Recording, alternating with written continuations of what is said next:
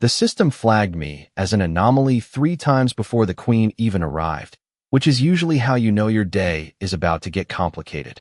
The security scanner hummed around Ethan Cole like it was reconsidering its life choices, thin rings of light sliding from his boots to his collar and back again with a hesitation that machines were not supposed to have. And he stood there in the middle of docking bay 7, trying very hard not to take it personally. "If this is about the coffee again," he muttered under his breath. "I maintain it was a structural issue." But the scanner chirped in a tone that suggested polite disagreement, and above him the station lights dimmed by a fraction, not enough to alarm anyone, just enough to feel like the building had leaned in to listen. Docking Bay 7 was not built for subtlety. It stretched nearly a quarter-mile across with reinforced plating and observation decks stacked like patient balconies. And today, every inch of it was occupied by personnel standing just a little straighter than usual because an alien queen was about to step onto human steel. Ethan adjusted the sleeve of his worn jacket, aware that his name was not supposed to be on any list that mattered. He fixed things, translated when needed, stayed out of the way when important people walked through rooms, and so far that strategy had kept his life pleasantly uneventful. The scanner passed over him again, slower this time, and paused at his chest like it had found something it didn't understand. "That's new," Ethan said quietly, because talking to machines felt less embarrassing when they started the conversation. The nearby technician glanced over, frowned at the readout, then tapped the console as if hoping the numbers would rearrange themselves into something more comfortable. "Hold still," she said, which Ethan interpreted as "please don't make this worse." And he complied, because making things worse was usually his specialty. A low vibration rolled through the docking bay, not loud, not dramatic, just enough to ripple through the metal beneath his boots, and conversations thinned out in that subtle way people had when they didn't want to admit they were paying attention. The massive bay doors parted with slow, deliberate precision, revealing the dark curve of a royal cruiser resting just beyond the threshold like it had decided.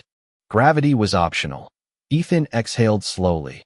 "Right on schedule," he murmured, because the universe loved timing more than it loved him. Figures began to move. Officers repositioned. Drones adjusted their hover patterns, and somewhere overhead a guidance system recalibrated itself with a sound that reminded Ethan of a held breath finally being released. The scanner beeped again, sharper this time, and the technician's expression shifted from mild annoyance to something closer to confusion. "Run." "That again," she said to no one in particular. The system obeyed. The same result appeared, highlighted now in a color that suggested importance without explaining why. Ethan leaned slightly to the side, peering at the display. "Should I be concerned?" he asked, because asking felt better than guessing. The technician hesitated just long enough to be honest. "I don't know yet," she replied, which was never a comforting answer. Outside, the cruiser's surface caught the station lights and reflected them back in fractured patterns. And then the ramp extended, smooth and controlled, touching the docking floor with a finality that quieted the room without a single word being spoken. Ethan became aware, not for the first time, that he was standing in exactly the wrong place at exactly the wrong moment. And for reasons he could not explain, the scanner's light dimmed as if it had decided to wait, not shut down, not complete its cycle, just wait. "That's new," Ethan said again, softer this time, and somewhere in the back of his mind a thought formed, small and unwelcome, the kind that didn't belong to routine or coincidence, the kind that suggested the universe had just noticed him and was considering what to do next. The ramp touched the docking floor, and the entire station seemed to forget how to breathe for half a second, which was impressive for a structure that did not technically breathe at all. Ethan remained inside the scanning ring, watching as figures emerged from the cruiser in precise formation, their movements measured, synchronized, like gravity had signed a contract with them personally. And at the center of it all, she stepped forward. Queen Lyra Vera did not rush, did not hesitate. She simply moved, and the space around her adjusted accordingly. Officers straightened, drones shifted their altitude. Even the ambient hum of the station lowered its volume, as if it had been reminded to behave. From a distance, she could have passed for human, tall, composed, dark hair drawn back in a way that suggested discipline rather than decoration. But as she came closer, the difference became undeniable. Her long ears curved elegantly behind her head, angling ever so slightly as if they were listening to something beyond sound. Ethan glanced at the technician beside him. "Is it too late to pretend I was never here?" he asked quietly. She did not answer, which was also not a great sign. The scanner flickered again. The light ring around him dimming and brightening in an uneven rhythm. And for a moment, Ethan had the uncomfortable impression that it was not malfunctioning, but reacting. The Queen reached the base of the ramp, her gaze sweeping across the docking bay with calm precision. Not searching, not exactly. More like confirming something she already knew. And then her eyes passed over Ethan, continued for a fraction of a second, and stopped. It was subtle, almost nothing, but in a room trained to notice everything. It was enough. Her posture did not change dramatically, but her ears shifted forward by a degree so slight it might have been imagination. Except the guards nearest her stiffened almost instantly, their attention sharpening toward a single point. Ethan felt it before he understood it. The way the air changed. The way conversations did not just quiet but disappeared entirely, like someone had removed the concept of background noise. "Okay," he murmured under his breath. "That feels personal." Because humor was easier than acknowledging that a royal gaze had just landed on him like a targeting system with manners. The technician finally stepped back from the console, her eyes moving from the readout to Ethan and then toward the approaching Queen. "Do not move," she said, which suggested that moving was now a decision with consequences. Ethan nodded slightly, mostly because his options appeared limited, and watched as Queen Lyra altered her path, not toward the assembled commanders waiting to greet her, not toward the delegation prepared with formal introductions, but toward him. One of the officers took a step forward as if to redirect her, then stopped mid-motion when she lifted a single finger, the gesture minimal, absolute. Ethan became very aware of the fact that he was still standing inside a scanner that refused to finish scanning him, which felt metaphorical in ways he did not appreciate. She closed the remaining distance without hurry, her presence precise, controlled, and when she stopped in front of him, close enough that he could see the faint reflection of the station lights in her eyes, the scanner around him went completely still. No hum, no light, just silence. Ethan swallowed once, because at this point even his internal monologue was starting to feel observed, and he managed. "I feel like I missed a memo," which was not his best line, but under the circumstances, he was grading on a curve.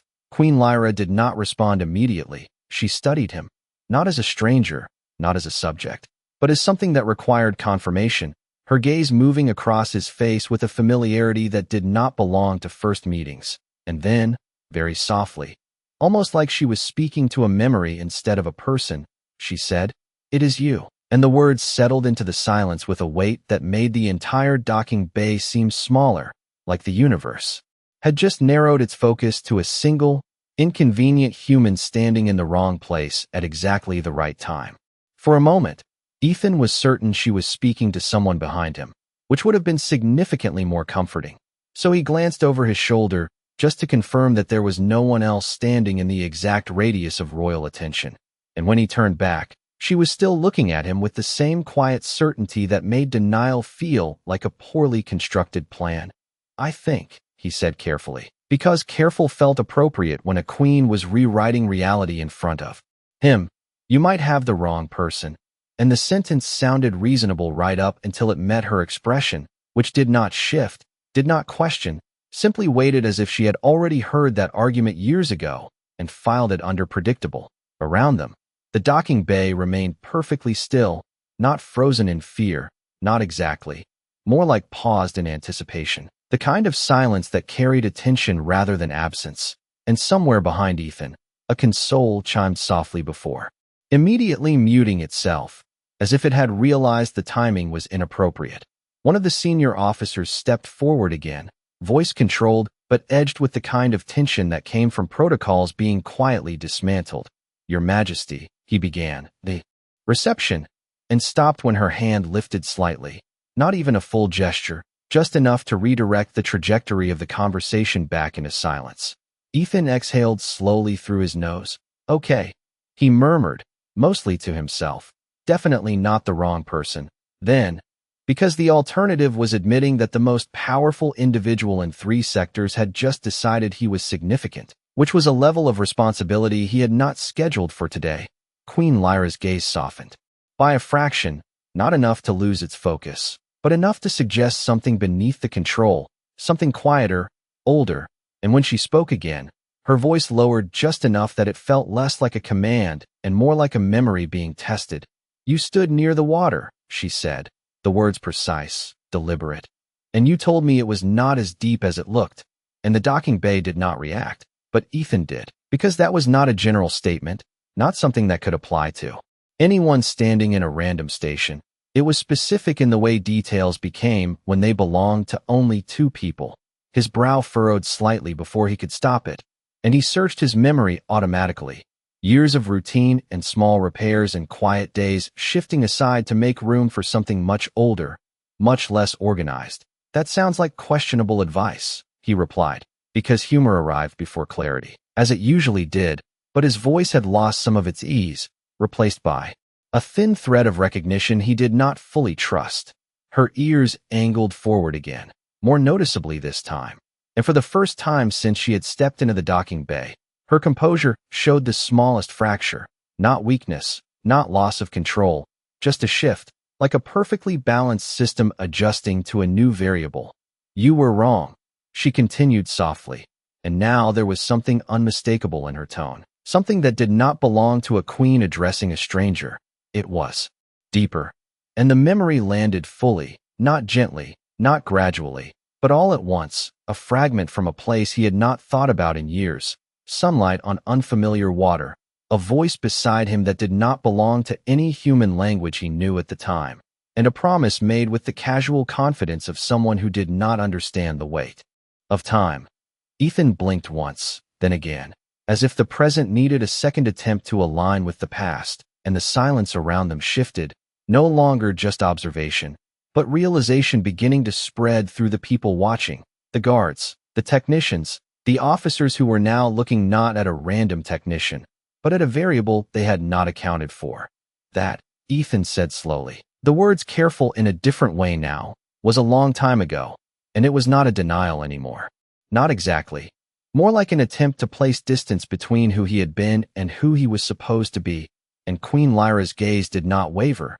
"Yes," she replied, her voice steady, certain, and carrying something that did not belong to coincidence.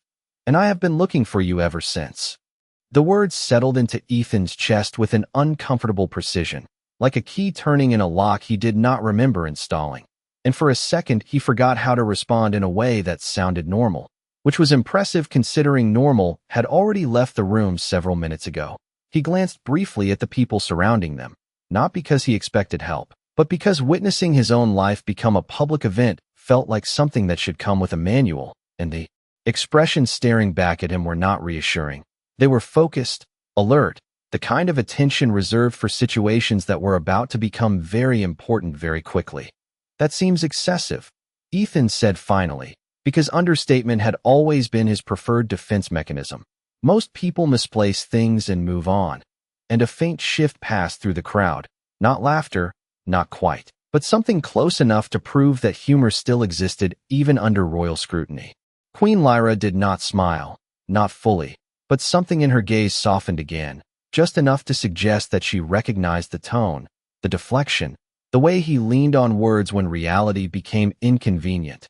"You were not misplaced," she said, her voice steady. "You were lost." And the distinction carried weight, not accusation, not blame, just certainty. Behind Ethan, the scanner flickered back to life with a low, uncertain hum, as if it had remembered its purpose but was no longer confident in its ability to fulfill it. The technician stared at the display, then at Ethan, then back at the display again, her fingers hovering above the controls without touching them, like she was waiting for the system to explain itself first. One of the senior advisors stepped forward cautiously, his voice carefully balanced between respect and urgency. "Your Majesty, we should proceed to the council chamber," he said, and this time the request lingered in the air a fraction longer before dissolving, because even protocol seemed unsure of its authority in this moment. Ethan shifted his weight slightly, aware that remaining perfectly still had not made him any less central to the situation. "Look," he said, lowering his voice just enough to suggest privacy, even though privacy had clearly left the building. If this is about something I said when I was younger, I would like to point out that I have improved significantly since then.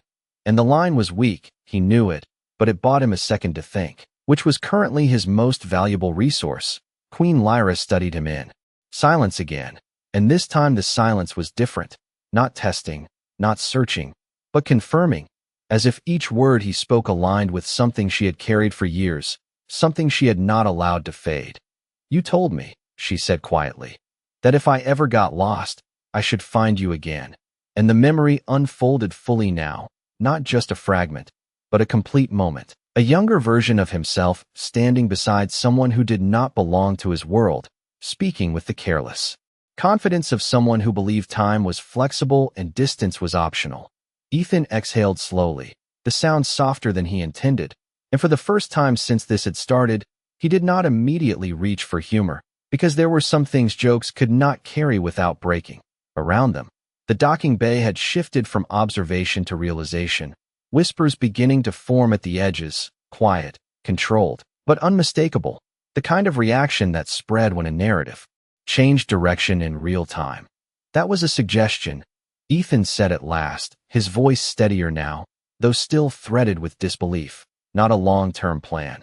And this time, Queen Lyra did smile, not broadly, not openly, but enough that it altered the entire space between them, turning it from formal distance into something far more personal, far more dangerous. "It was a promise," she replied, and then, without raising her voice, without signaling command, she added, "And I do not ignore promises." And somewhere behind them, the scanner emitted a sharp tone, the display flaring with new data that scrolled too quickly to read, and the technician whispered, almost to herself, "This cannot be correct." But no one corrected her, because at that moment, nothing about the situation was behaving the way it was supposed to. The sharp tone from the scanner cut cleanly through the silence, and this time it did not stop. It repeated, steady and insistent, like a system that had finally decided something mattered more than protocol. And the technician's hands moved quickly now, no hesitation, no second-guessing, her fingers dancing across the console as lines of data cascaded upward in bright, unreadable streams. Ethan leaned slightly to the side, trying to catch even a fragment of meaning. "That looks expensive," he muttered, because when reality became incomprehensible, he defaulted to commentary. But no one reacted, not even a courtesy glance, which told him everything he needed to know about how far outside normal this had gone. "Run a comparative scan," the technician said, her voice tighter than before, and another screen flickered into existence beside the first, older data, archived patterns, layered over the current readings. And for a moment nothing happened.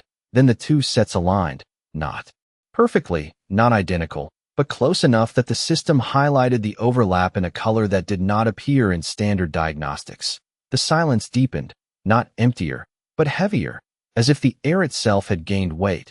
"That is not possible," one of the advisors said quietly, not to anyone in particular, more like a statement offered to the universe in hopes it would reconsider.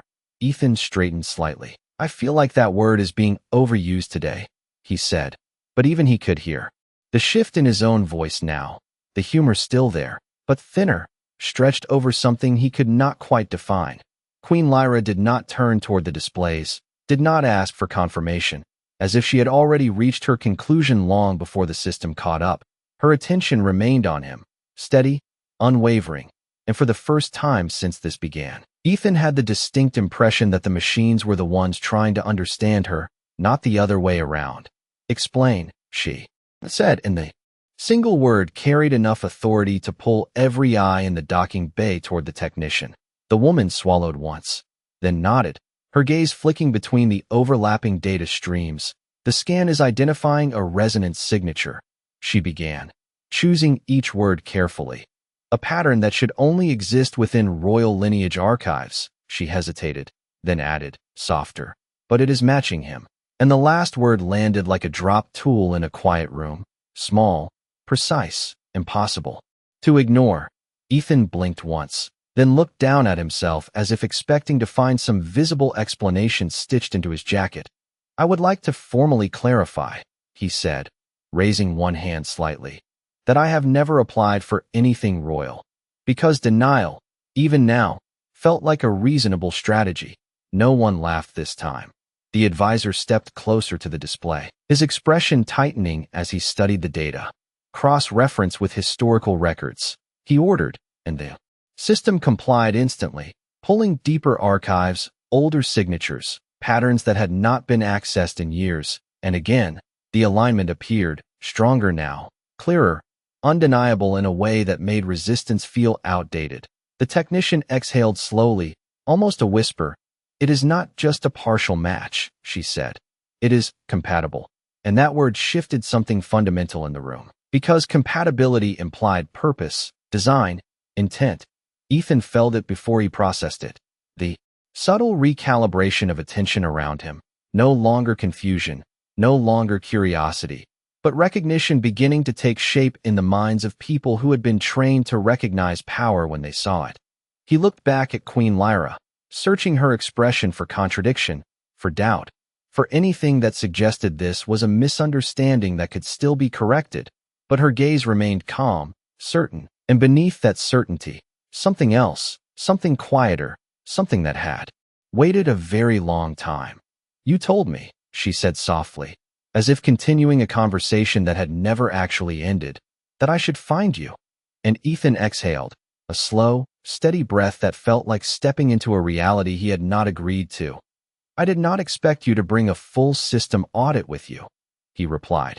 But even as he said it, he knew the situation had moved beyond explanations, beyond coincidence, into something far more deliberate. Around them, the docking bay remained silent. But it was no longer the silence of uncertainty. It was the silence of a system recognizing a variable it could not ignore. And for the first time in a very long time, Ethan had the distinct feeling that disappearing was no longer an option. The word compatible lingered in the air longer than it should have, like the station itself was still deciding how seriously to take it. And Ethan stood there trying to reconcile the version of himself he understood with the version currently being projected onto multiple screens in front of a royal delegation. "I am going to need a very detailed explanation," he said, not because he expected one, but because asking felt like the only reasonable response left, and the technician glanced at him. Briefly, her expression caught somewhere between apology and fascination. "We are all going to need one," she replied, which was not reassuring, but at least honest. The advisor stepped closer to the queen, lowering his voice just enough to suggest discretion, though discretion had clearly lost jurisdiction over the situation. "Your Majesty, if this data is accurate, we must relocate immediately," he said, and the emphasis on must carried layers of concern that went beyond protocol. Queen Lyra did not move. Her attention remained anchored to Ethan with a steadiness that made everything else feel secondary, almost irrelevant, and when she spoke, her voice was calm, but it carried a quiet finality that did not invite revision. "No," she said, and the single syllable redirected the entire trajectory of the moment. "He remains here," and the docking bay accepted that decision without protest. Systems recalibrating, personnel adjusting, reality itself seeming to align around her choice. Ethan blinked once. "That sounds less like a suggestion and more like a scheduling decision I was not consulted on," he said, because humor was still attempting to keep pace with events that had clearly outgrown it. But beneath the words, something else was forming, a slow recognition that this was no longer a misunderstanding waiting to be corrected. It was a situation unfolding exactly as intended, just not by him. The screens continued to display the overlapping patterns, the resonance. Signature pulsing faintly like a heartbeat that did not belong to any machine in the room, and the technician adjusted the data stream, isolating specific segments, enhancing clarity, searching for inconsistencies that refused to appear. "Is not only matching archived royal signatures," she said carefully. "It is responding to proximity." And that detail shifted the tension again, sharper now, more focused, because response implied interaction. Ethan frowned slightly. "I am standing still," he pointed out, which felt like an important distinction, but the technician shook her head. "Not your movement," she said, glancing briefly toward the queen. "Hers." And the implication settled quickly. "Precisely. leaving no room for comfortable interpretation. For the first time since she had stepped into the docking bay, Queen Lyra's gaze flickered, not away from Ethan, but deeper, as if something behind his presence had just aligned with something she carried, and her ears tilted forward again, more pronounced now, no longer subtle, no longer restrained. The advisor inhaled slowly, the sound controlled but audible in the quiet. "Your Majesty." "This suggests a direct resonance link," he said, and the phrase sounded technical, clinical, but the weight behind it was anything but neutral. Ethan looked between them. "I feel like I should have been informed about any links I am apparently involved in," he said. But even as he spoke, the situation had already moved past explanation and into confirmation. Queen Lyra took a single step closer, not abrupt, not forceful, just enough to close the remaining space between them. And the scanner around Ethan responded instantly, light flaring back to life in a smooth, synchronized glow that had nothing to do with malfunction this time. It was alignment, clean, precise, undeniable. The data on the screen stabilized, no longer fluctuating, no longer searching, simply displaying a result that no one in the room was prepared to argue with. Ethan exhaled slowly, the breath steady, controlled, because something inside him had shifted from resistance to reluctant acknowledgement. And when he looked at her again, really looked this time, past the authority, past the presence, into the quiet certainty beneath it, the past did not feel distant anymore. It felt connected, immediate, waiting. "So," he said, his voice lower now, less deflective, more grounded. "This is not a coincidence." And Queen Lyra's expression softened in a way that was almost imperceptible, but carried more meaning than any declaration could have. "No," she replied gently, "it never was." And the silence that followed was no longer uncertain, it was resolved, the kind of silence that came after something important had been recognized, even if no one yet understood what it meant. The station did not resume normal operation, which Ethan found both reassuring and deeply concerning, because normal would have meant this was something that could be explained and filed away, and nothing about the way the systems had aligned around him suggested anything temporary. The light from the scanner remained steady now. No flicker, no hesitation, just a quiet, constant glow that felt less like observation and more like acknowledgement, and Ethan shifted slightly within it, testing whether movement would break whatever invisible agreement had formed, but the system adjusted smoothly, tracking him without resistance. "That feels deliberate," he said under his breath, because at this point, stating the obvious was a coping mechanism.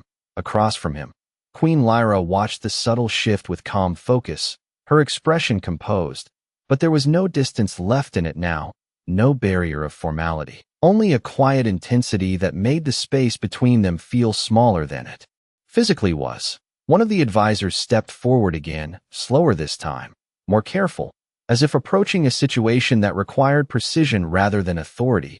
"Your Majesty," he said, "if this is a resonance bond, we must verify the depth of synchronization." And the phrase carried weight that Ethan did not fully understand but did not particularly like the sound of. "Verify," Ethan repeated softly. "That sounds like testing." And he glanced toward the technician, who was already adjusting the interface, her fingers moving with focused urgency as new parameters appeared across the display. "It is not invasive," she said quickly, perhaps reading his expression. "It is a passive calibration," which Ethan interpreted as something that would probably feel invasive in a very polite way.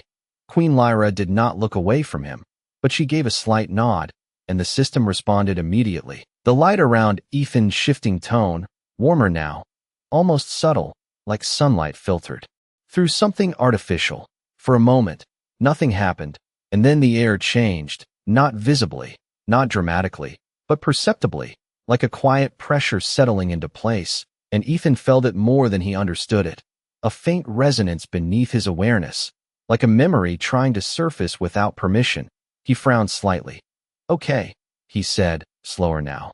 "That is new." Because describing it felt necessary even if it did not make it clearer. The displays reacted instantly, data stabilizing. Further, patterns aligning in real time, and the technician leaned closer, her voice dropping to a near whisper. "The synchronization is increasing," she said, not as a report, but as a realization.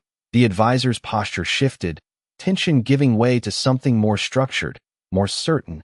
"This confirms it," he said quietly, and the certainty in his tone removed any remaining illusion that this could still be dismissed. Ethan looked back at Queen Lyra, searching again for hesitation, for doubt, for anything that suggested this was not as absolute as it sounded. But what he found instead was something else entirely, something softer than authority, something that belonged to a different moment, a different version of her that he had not allowed himself to remember fully until now. She took another step closer, close enough that the distance between them no longer felt formal, and her voice, when she spoke, was quieter than before, no longer carrying across the docking bay, but meant for him alone. "You always did this," she said, and there was a faint trace of something almost like warmth beneath the words. "You tried to pretend things were simpler than they were." And the familiarity in her tone settled into him more deeply than the system's resonance ever could. Ethan exhaled slowly, the sound steady, grounded, because something inside him had shifted again, not resistance this time, not confusion, but recognition beginning to take hold in a way that felt impossible to ignore. "That strategy has worked for me so far," he replied, though the humor was softer now, less defensive, more reflective. Around them, the docking bay remained silent, but the silence had changed again, no longer uncertain, no longer tense, but attentive in a different way, as if everyone present understood that something had already been decided, even if they did not yet understand what it meant. The system chimed once, clear and final, and the technician straightened slightly, her voice steady now, no hesitation left. "Synchronization stable," she said, and the words landed with a quiet finality that made everything else feel secondary.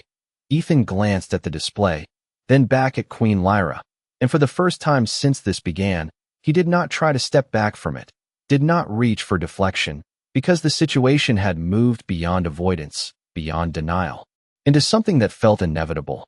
"So what happens now?" he asked, not lightly, not casually, but with a clarity that matched the moment, and Queen Lyra held his gaze, her expression calm, certain, and carrying something that had waited far too long to be said. "Now," she replied softly, "you stop disappearing." The words settled between them with a quiet weight that made movement feel like a decision instead of a reflex, and Ethan stood there for a second longer than necessary, as if still considering the possibility that this was all a misunderstanding that could be corrected with enough patience and a well-timed explanation. But the station had already moved past that phase. The scanner light dimmed slightly, not shutting off, just easing into a stable state like it had reached a conclusion and no longer felt the need to argue with it. And the displays behind him held their data without fluctuation, no recalibration, no retries, just confirmation. Ethan exhaled slowly. "I was not aware disappearing was something I needed permission for," he said, because if he stopped talking entirely, he suspected the silence might start answering for him. Queen Lyra's gaze did not waver, but there was something different in it now, not just recognition, not just certainty, but a quiet resolve that made her next words feel less like a request and more like a correction to reality itself. "You do not," she replied, her voice calm, measured. "But you are done doing it." And the statement carried no force, no raised tone, just inevitability. Behind them, the advisor straightened, the hesitation in his posture replaced by something more formal, more structured, as if the situation had transitioned from anomaly to protocol. "Your Majesty," he said, his voice steady now. "If the resonance is confirmed, then by royal directive, he must be relocated under your authority." And the phrase shifted the attention in the room again, not toward Ethan as a variable, but toward Ethan as a position. Ethan blinked once. "I am going to need clarification on what relocated implies," he said, because the word had a range of interpretations and he preferred the less dramatic ones. The technician glanced at him, then at the advisor, then back at the display, as if hoping the system might offer a more comforting definition, but it remained silent, which Ethan took as a lack of optimism.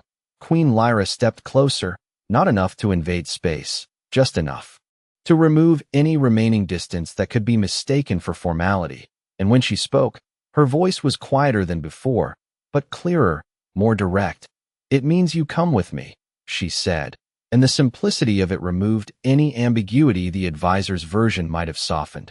Ethan considered that for exactly 1 second, which was about as much time as the situation allowed.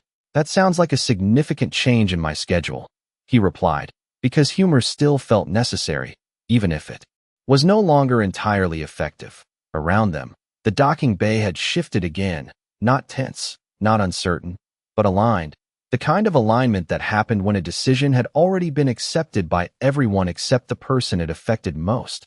One of the officers moved slightly, repositioning without being told, and the drones adjusted their patterns to create a clearer path. Subtle changes that collectively suggested movement was expected. Ethan noticed it all without reacting immediately, because reacting would have meant acknowledging that this was no longer hypothetical. He looked back at Queen Lyra, really looked this time, not as a ruler, not as a presence, but as the person who had stood beside him years ago and listened to him speak, as if his words mattered more than they should have. And something in that memory aligned with the present in a way that made resistance feel less logical than it had a moment ago. You are very certain about this, he said, not as a challenge, but as an observation. Queen Lyra's expression softened just slightly, not enough to lose its composure, but enough to reveal the layer beneath it, the part that had been waiting long before this docking bay, long before this moment. I have been certain for a long time, she replied, and there was no hesitation in it, no doubt, just the quiet confidence of something that had already endured time and distance without changing. The station remained silent, attentive, as if it understood that whatever happened next would not be undone, and Ethan stood at the center of it, aware that the path in front of him had already been cleared, not by force, not by command, but by something far more difficult to argue with, inevitability. For a moment, Ethan did not move, not because he could not, but because moving felt like crossing a line that would not allow him to step back, and he had spent a long time building a life that depended on staying just outside of lines like this. The docking bay remained still around him, not frozen, not tense, but expectant, as if every system and every person present understood that the next decision would define more than just the next few minutes. Ethan glanced toward the open corridor where he had been standing only a short time ago, a place that now felt strangely distant, like something already becoming part of the past. And then he looked back at Queen Lyra, at the certainty in her posture, the quiet patience in her expression, and the memory behind her eyes that had not faded despite everything that should have erased it. You realize, he said slowly, his voice calm but carrying the weight of everything he was not saying, that I was doing a very good job of not being found.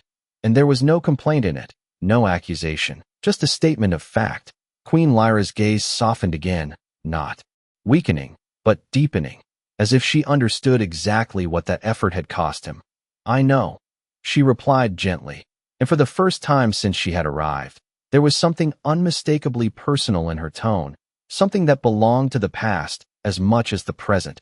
Ethan exhaled quietly, a breath that felt like letting go of something he had been holding onto for longer than he realized, and the tension in his shoulders eased by a fraction, not enough to disappear, but enough to shift. Behind him, the technician lowered her hands from the console, the data no longer changing, the system no longer searching, just observing, and the advisor stepped back slightly, not retreating, but allowing space, as if recognizing that the decision no longer belonged to protocol. Ethan took a single step forward, out of the scanner's center, and for a moment, the light hesitated, then adjusted, following him without resistance, no alarms, no warnings, just alignment. That feels intentional, he said under his breath. But this time the words were not deflective. They were acknowledging something he could no longer ignore.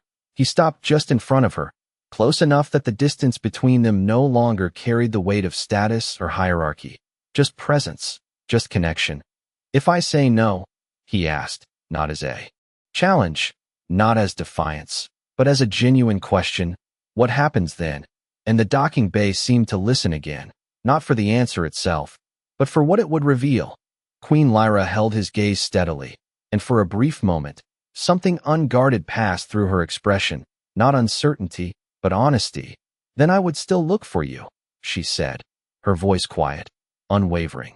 until you stopped running. And the simplicity of it removed any illusion of alternatives, because it was not force, not obligation, it was persistence. Ethan let out a small breath that almost resembled a laugh, though it carried more recognition than amusement. That seems inefficient, he said, but there was no resistance left in it, only acceptance forming where doubt had been. Around them, the path through the docking bay remained clear, the station waiting, the crew watching, not with tension now, but with the quiet understanding that something had already been decided. Ethan glanced once more toward the corridor behind him, then back at her, and this time, he did not hesitate. "All right," he said simply, and the word carried more weight than any speech could have, because it was not agreement to a plan, it was acceptance of something far older than this moment. Queen Lyra's expression softened in a way that was almost imperceptible, but unmistakable, and she turned slightly, not away from him, but forward, as if the direction had already been chosen. Ethan stepped beside her, not behind, not following, but aligned, and as they began to move, the docking bay adjusted once more, systems recalibrating, pathways opening, the station itself making room for something it had not expected but could no longer ignore. And somewhere deep within the network of systems that had first flagged him as an anomaly, a new designation quietly replaced the old one, not error, not unknown, but recognized.